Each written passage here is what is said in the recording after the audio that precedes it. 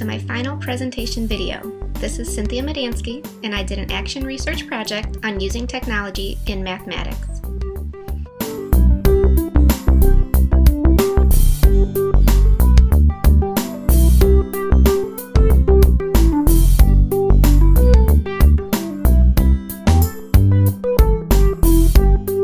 In this video, I will be sharing how my AR project came to be through the 12 months of EMDT, the literature pertaining to the project, how the cycles were designed and implemented, and where I go from here.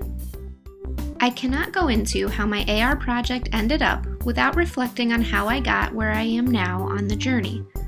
My school district went through a transformational change this year and eliminated all middle schools. My building went from middle school to K through 8, and I went from teaching middle school math to 2nd grade.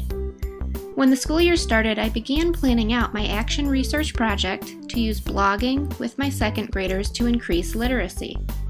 They were responding very well, and parents were incredibly supportive, and then I got some dreaded news. Since enrollment was down with the redistricting that occurred, the district decided to combine my classroom with the other 2nd grade class. Due to seniority, I was displaced out of my beloved school after only a month. After a couple weeks of uncertainty, I was invited to interview for an 8th grade position at a high-needs school. Soon I was packing boxes and moving in. With the change, my AR project was no longer relevant. After observing my new students, it became instantly clear that lack of engagement was going to be my biggest hurdle.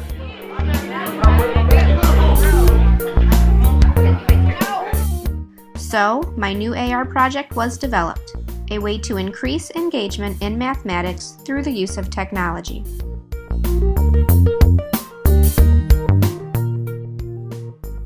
In the MLR and MLT courses at Full Sail, I delved into a literature review.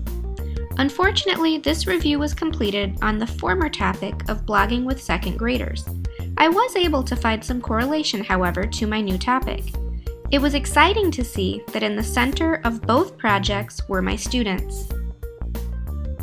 Peer-reviewed literature has found that technology can be used in project-based learning and that technology makes for digital collaboration. Boss suggested teachers use technology, projects should be student-centered, and students should be given technology-based projects and have a chance to select subjects. Similarly, Kaliaglu and Gulbahar suggest that educators should find instructional media to enhance intelligences, motivation, and inquiry. With this literature on my side, I began my Cycle 1.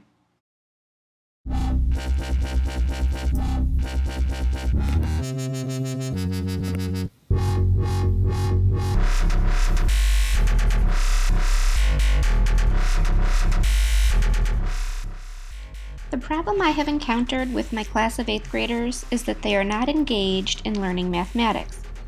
I'm trying to build confidence and interest in the subject, being that my students are several grade levels behind where they should be in mathematics. I would like to see engaged students and have that engagement translate to an increase in value-added scores. When I look at my target audience, they are a classroom full of 8th grade students at Robinson Elementary School. I have 29 students.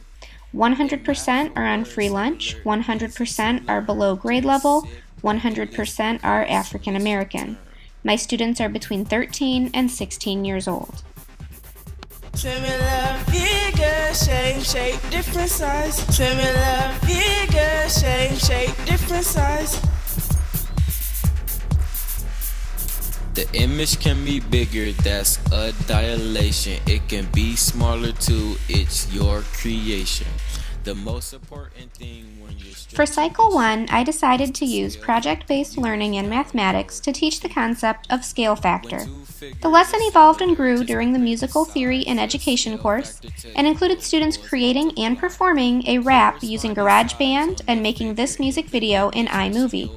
The reaction of the target audience was overwhelmingly positive. In fact, I consider this a turning point in our classroom in terms of relationship building and confidence. My students seemed to enjoy this activity while it was taking place, and afterward many commented that they have never worked like this before and it was fun. The data collected in the pre and post surveys suggests that student learning is more meaningful when they are allowed to collaborate and use technology. After completing the first cycle, I concluded that I am making progress with a challenging class, and we need to continue to use technology in mathematics. Before the Similar Figures project, 87% of students reported they do not enjoy mathematics. After using GarageBand and scaling up cartoon characters, 67% reported they enjoyed working in mathematics using scale factor. Similar figures, same shape, different size. Similar figures, same shape, different size.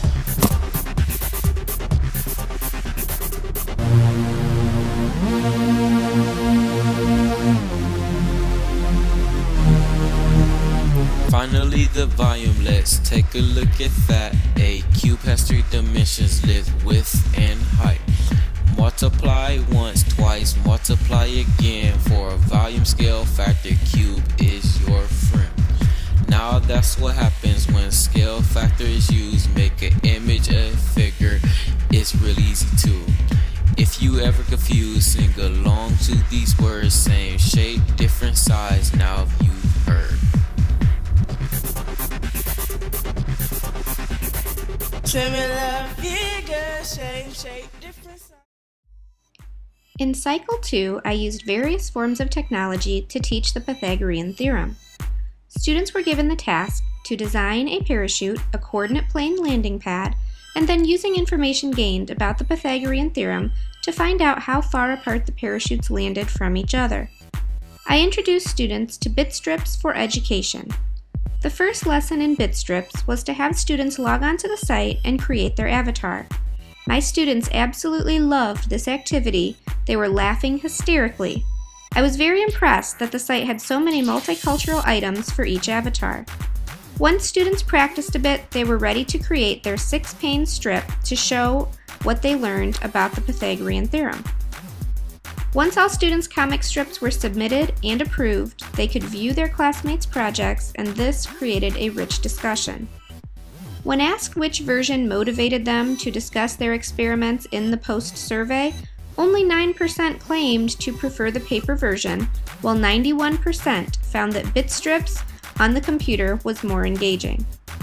I created a rubric for grading the bit strips comic on the Pythagorean theorem, and my students had great success in meeting the objectives. The mean score on the assignment was 81%. I used smart response clickers to give a pre- and post-test on the Pythagorean theorem questions.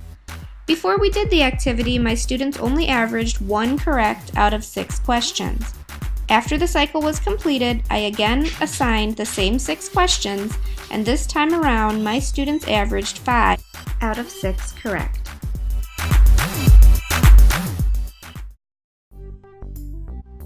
With Cycle 1 and Cycle 2 complete, I am so happy with the outcomes for my students. It is safe to say there is no doubt technology has increased their engagement in mathematics. We covered different topics and strands during my AR project, and both were successful. I feel I now owe the students at Robinson a full school year, starting from day 1 using technology. I certainly plan to continue trying out great Web 2.0 tools that will increase engagement in all subject areas. I have learned so much through the EMDT program at Full Sail. I have lots of ideas floating around that involve me outside of a traditional classroom setting. I am very interested in developing Web 2.0 tools, learning apps, learning management systems, educational games, and ebooks. The sky is the limit. While I plan to devote myself to my students next year, I am thinking ahead to other things. Educators are so powerful, and we can affect eternity both in and out of the classroom setting. I thank you for seeing how my AR project unfolded, and I thank my professors and my Teacher Techies team for an intense and engaging year.